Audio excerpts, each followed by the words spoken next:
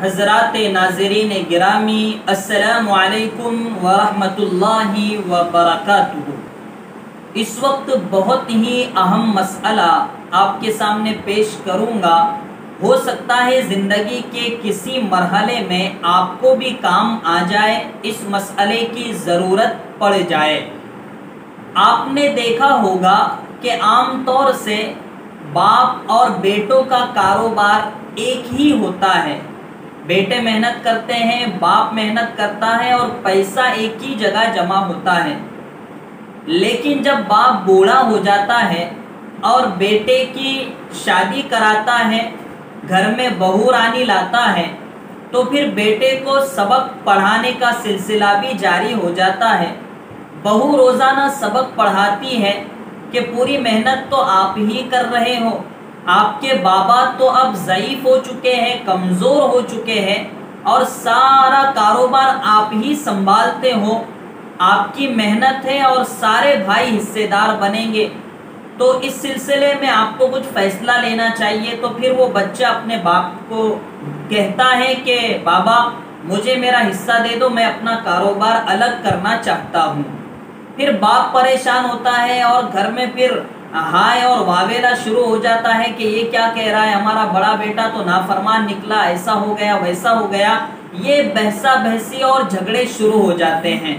تو شریعت نے اس کا بہت ہی اچھا حل رکھا ہے۔ دو چیزیں میں مختلف بتاؤں گا، اگر ہم اختیار کریں گے تو کبھی بھی جھگڑے کی نوبت نہیں آئے گی۔ نمبر 1، شریعت کہتی ہے کہ باپ اور بیٹا اگر ساتھ میں کاروبار کر رہے، دوسرے بھائی بھی ہے اور یہ اندیشہ ہے کہ آگے چل کر باپ کے انتقال کے بعد جھگڑا ہو سکتا ہے، تو بہتر یہ ہے کہ اس میں فکس کر لیا جائے۔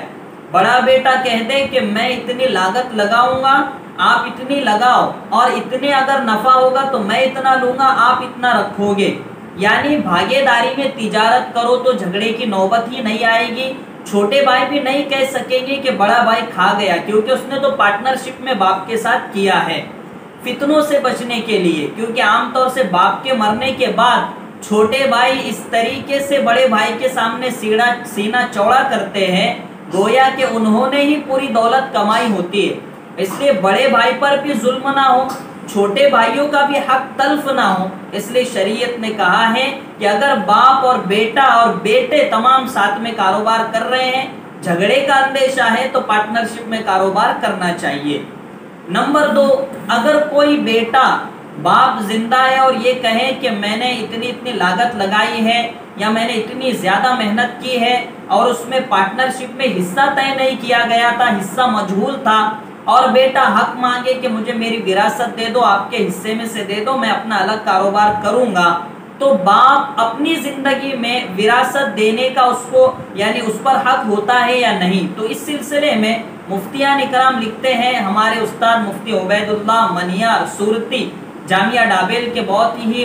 معزز استاد ہیں، انہوں نے یہ مسئلہ بہت ہی اچھے طریقے سے سمجھایا کہ باپ زندگی میں وراثت دینے کا حقدار نہیں ہے، یعنی وہ یہ نہیں کہہ سکتا کہ بیٹا اگر کہیں گا باپ کے پاس آ کر کہ مجھے میرا حصہ دے دو تو باپ پر کوئی حق نہیں بنتا اس کا بیٹے کا، یعنی وہ مرنے کے بعد ہی وراثت میں سے حصہ پا سکتا ہے، زندگی میں باپ اس کا مکلف نہیں ہے کہ اس کو اس کا حصہ دے دے۔ تو دو مسئلے ہو گئے، ایک باپ کے مرنے کے بعد ہی وراثت ملے گی، نمبر 2 کہ اگر کاروبار کرنا ہی ہے ساتھ میں اور جھگڑا ہونے کا اندیشہ ہے تو پارٹنرشپ میں کاروبار کرنا چاہیے تاکہ جھگڑے کی نوبت ہی نہ آئے۔